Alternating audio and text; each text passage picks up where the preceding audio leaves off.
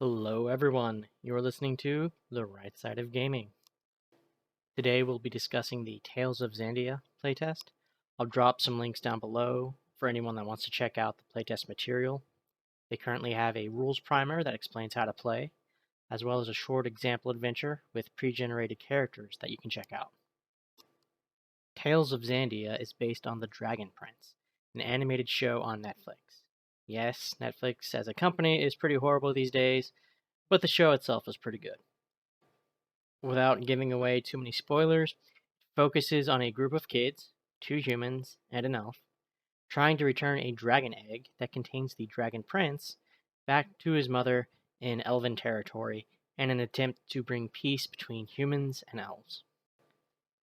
So a long time ago in the show, everyone lived together, human and elf, in Xandia, hence the name of the RPG. And after one of the humans discovered dark magic, which uses living creatures or parts of animals to power it, the humans were cast out. So the humans lived on one side of the continent, elves on the other side, and they've been at war ever since. It's pretty standard fare for fantasy, and they do it pretty well.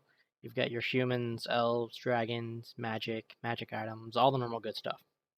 There's a good mixture of light-hearted comedy and more serious, darker notes in there.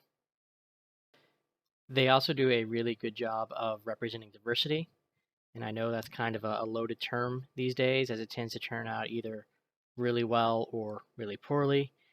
We get a lot of shows and movies where they put in diversity for diversity's sake, but then wind up with horrible characters and stories because that's their entire identity, their entire character arc, the only thing they really focus on.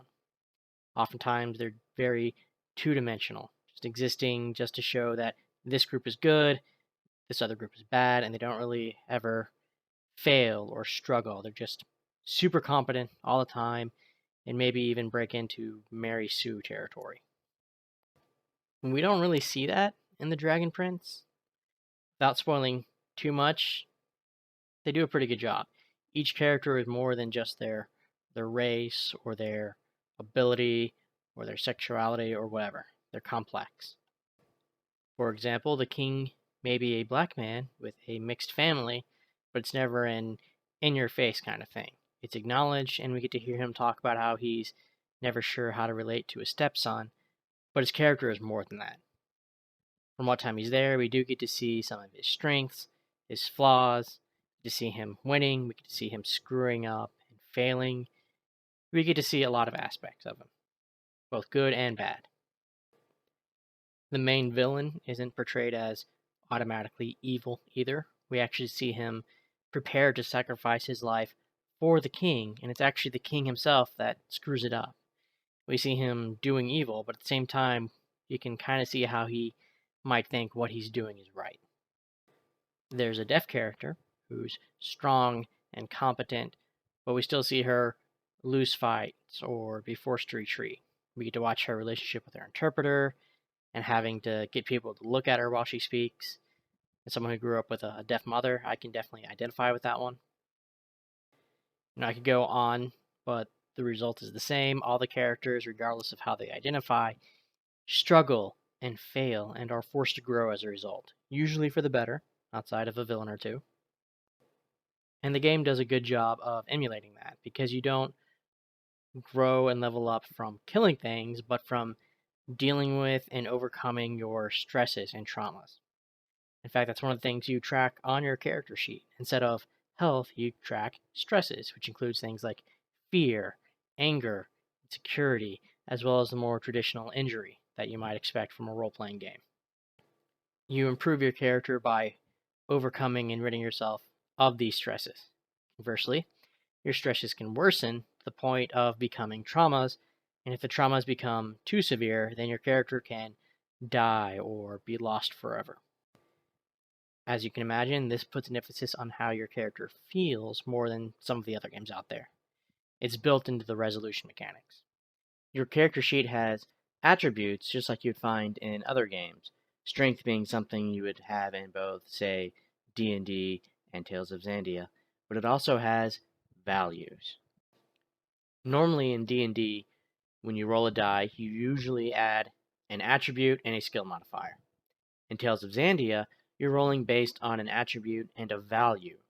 So whenever you make a check, you're describing not only what you're doing with the attribute, taking some action with strength or agility or whatever, but why with the value. Now there will be other things that may get added, but those two parts are always there and always get rolled.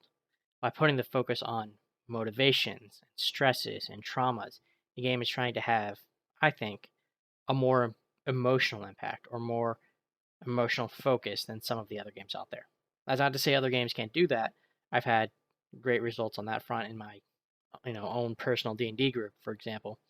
But in this case, they're adding a bit of it in mechanically rather than just letting it happen through the story. I like having a good story, something that makes you feel, can make you emotional, so I think it's worth giving a try. I'll probably expand a bit on mechanics a bit more in the future because there's a lot to cover and it'll be easier to take it one bit at a time, especially for anyone that doesn't want to read through the entire document because it is a little lengthy and gets involved into a lot of stuff, and it's like, oh well, this part's here, this part's there. It'd be easier to just, for some people, to have it all together and just be able to listen through it. And again, I'll go into more detail on breaking down the individual rules in the future. That's really all I had for today. If you want to leave a like, a comment, subscribe, that would be great. If not, that's okay too. I understand. Either way, I hope you have an awesome day, and I will catch you next time.